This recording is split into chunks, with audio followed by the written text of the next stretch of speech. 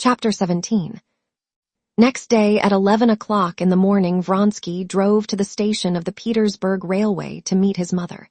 And the first person he came across on the great flight of steps was Oblonsky, who was expecting his sister by the same train. "Ah, Your Excellency," cried Oblonsky, "whom are you meeting?" "My mother," Vronsky responded, smiling, as everyone did who met Oblonsky. He shook hands with him, and together they ascended the steps. "She is to be here from Petersburg today." "I was looking out for you till 2 o'clock last night. Where did you go after the SH teacher Batsky's?" "Home," answered Vronsky. "I must own I felt so well content yesterday after the SH teacher Batsky's that I didn't care to go anywhere. I know a gallant steed by tokens sure, and by his eyes I know a youth in love," declaimed Stepan Arkadyevitch, just as he had done before to Levin.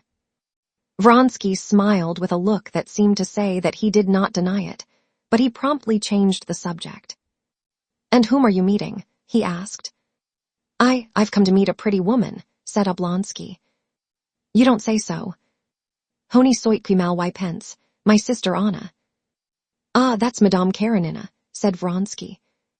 "You know her, no doubt." "I think I do, or perhaps not. I really am not sure," Vronsky answered heedlessly, with a vague recollection of something stiff and tedious evoked by the name Karenina. "But Alexei Alexandrovitch, my celebrated brother-in-law, you surely must know. All the world knows him." "I know him by reputation and by sight. I know that he's clever, learned, religious somewhat. But you know that's not in my line," said Vronsky in English. "Yes, he's a very remarkable man. Rather a conservative, but a splendid man," observed Stepan Arkadyevitch. "A splendid man." "Oh, well, so much the better for him," said Vronsky, smiling. "Oh, you've come," he said, addressing a tall old footman of his mother, standing at the door. "Come here." Besides the charm Oblonsky had in general for everyone, Vronsky had felt of late specially drawn to him by the fact that in his imagination he was associated with Kitty. "Well, what do you say? Shall we give a supper on Sunday for the diva?" he said to him with a smile, taking his arm. "Of course, I'm collecting subscriptions. Oh, did you make the acquaintance of my friend Levin?" asked Stepan Arkadyevitch.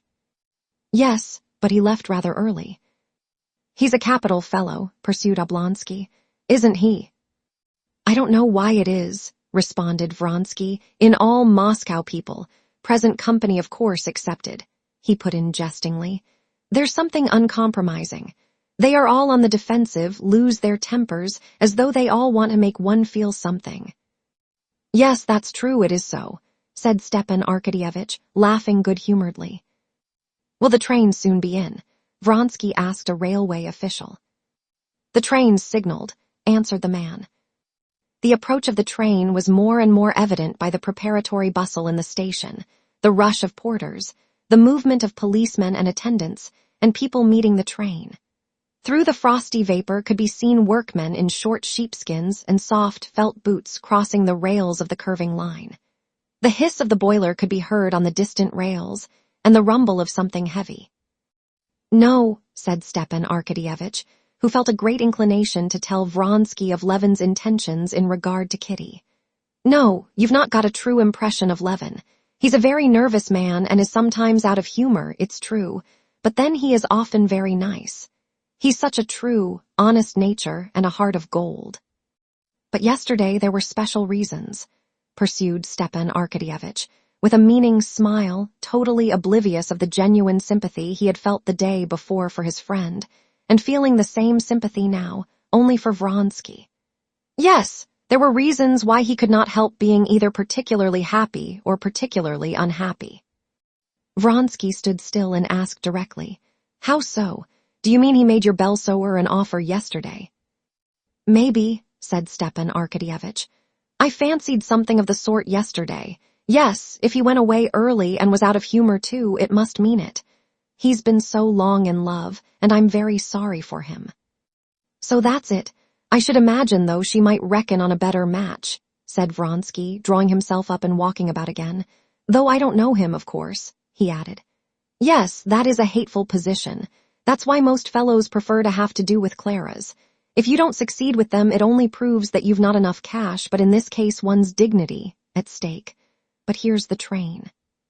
The engine had already whistled in the distance. A few instants later, the platform was quivering, and with puffs of steam hanging low in the air from the frost, the engine rolled up, with the lever of the middle wheel rhythmically moving up and down, and the stooping figure of the engine driver covered with frost. Behind the tender, setting the platform more and more slowly swaying, came the luggage van with a dog whining in it. At last, the passenger carriages rolled in, oscillating before coming to a standstill. A smart guard jumped out, giving a whistle, and after him, one by one, the impatient passengers began to get down. An officer of the guards, holding himself erect and looking severely about him. A nimble little merchant with a satchel, smiling gaily. A peasant with a sack over his shoulder. Vronsky, standing beside Oblonsky, watched the carriages and the passengers, totally oblivious of his mother. What he had just heard about Kitty excited and delighted him.